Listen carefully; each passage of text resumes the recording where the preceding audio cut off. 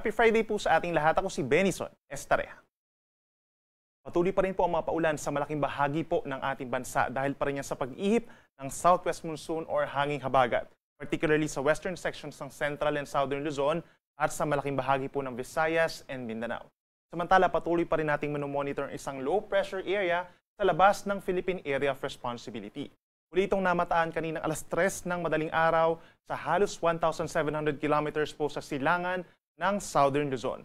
Base po sa ating analysis, today and tomorrow, hindi naman ito inaasahan na magiging isang tropical depression or mahinang bagyo. At meron tayong nakikitang dalawang senaryo. Una na po dyan ay posibleng mabagal na kikilos ito palapit sa ating Philippine Area of Responsibility at maring pumasok over this weekend. At yung ikalawang senaryo po natin ay posibleng may mabuong panibagong low pressure area sa may silangan ng Luzon sa loob ng Philippine Area of Responsibility at ma-absorb or magiging parte na lamang po yung low pressure area doon sa labas ng ating PAR. So ibig sabihin, early next week po, possible na meron tayong i-monitor na panibagong weather system or weather disturbance dito po sa may silangan ng ating Luzon, sa ating bansa. At hihila po ito ng southwest monsoon or hanging habagat sa mga susunod na araw or hanggang sa mga unang araw po ng Hulyo. At unti-unting palalakasin rin. Kaya minsan magkakaroon din po tayo ng malalakas sa mga pag-ulan sa mga susunod na araw. Ngayong araw naman po ng Friday, mataas pa rin ang tsansa ng pag-ulan dito sa may kanlurang parte po ng Central and Southern Luzon dahil pa rin po yan sa southwest monsoon.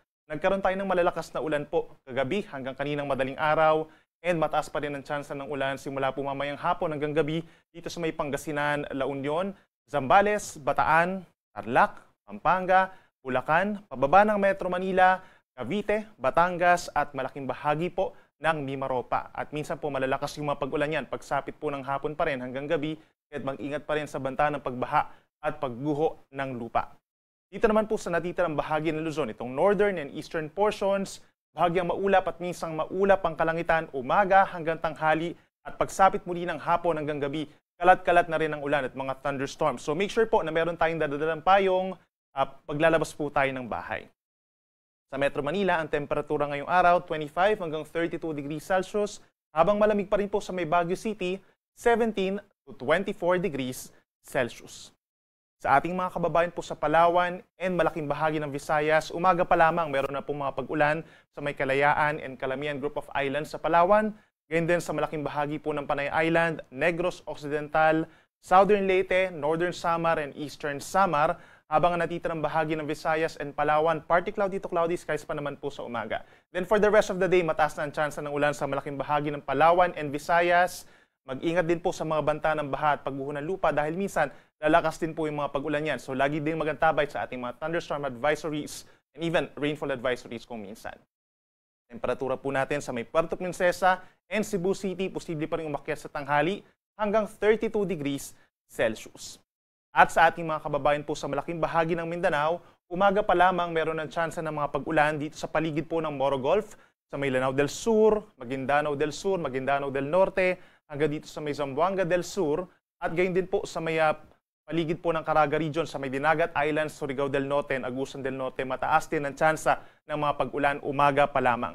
The rest of Mindanao, partly cloudy to cloudy skies, at pagsapit muli ng hapon hanggang sa gabi ay maraming lugar po magkakaroon ng mga pag-ulan at mga thunderstorms na usually po nagtatagal lamang ng 1 hanggang 2 oras. Temperatura natin sa may Metro Davao hanggang 32 degrees Celsius, habang mainit sa may Zamboanga City hanggang 33 degrees Celsius. Para naman po sa lagay ng ating karagatan, wala naman po tayong gale warning for today or ine-expect na gale warning sa mga susunod na araw. Dito sa malaking bahagi ng West Philippine Sea, sa paligid po ng Palawan, possible po yung hanggang 1 metrong taas ng mga pag-alon, habang banayad naman ang taas ng mga alon for the rest of our country, nasa 0.5 hanggang 1 meter ang taas ng alon sa malayong bahagi po ng ating karagatan. Then pag meron tayong mga thunderstorms, posible pa rin itong umabot sa 1.8 meters or kasing taas po ng tao dito sa may West Philippine Sea, lalo na kapag meron tayong mga thunderstorms. And even in the coming days po, dahil sa posibleng pagbabalik ng mas malakas pa na southwest monsoon, malaking bahagi na ng western seaboards ng Luzon ang posibleng magkaroon ng hanggang 2.5 metro. Kaya pinag-iingat pa rin natin yung ating mga small sea vessels, lalo na yung mga ating mga kababayan ng isda. At para naman sa ating 4-day weather forecast, inuulit po natin o magkakaroon tayo ng malawakan ng mga pag-ulan sa susunod po na 4 na araw or hanggang sa July 1. That's araw po ng Tuesday. Ito ay sa may Central Luzon, Southern Luzon, kabilang na dyan ang Metro Manila, pababa ng Visayas hanggang dito sa may Zamboanga Peninsula at ilang pambahagi po ng Northern Mindanao and Caraga Region. Yung mga pag-ulan po natin, hindi naman siya tuloy-tuloy, pero halos araw-araw magkakaroon tayo ng mga pag-ulan na minsan ay malalakas. Kaya naman, pinapayuhan pa rin natin ang ating mga kababayan doon sa mga nabanggit na lugar na magdala po ng payong at makipag-coordinate din sa ating mga local government units dahil kapag magpatuloy yung mga pag-ulan na malalakas, posible pa rin ito magdulot ng mga pagbaha, lalo na sa mga low-lying areas, pagragasa or pag-apaw ng mga ilog, at yung mga bulubundukin na lugar na ating madadaanan kapag tayo po ay mamamasyal, ay posible rin magkaroon ng mga landslides doon. Lagi magantabay sa ating mga weather advisories or even heavy rainfall warnings, and hindi rin natin inaalis po yung chance na magkakaroon ng mga class suspensions kapag po meron tayong mga heavy rainfall warnings. Ang ating sunrise po ay 5:30 ng umaga at ang sunset po ay 6:29 ng gabi. Yan muna ang latest mula dito sa Weather Forecasting Center ng Pag-asa.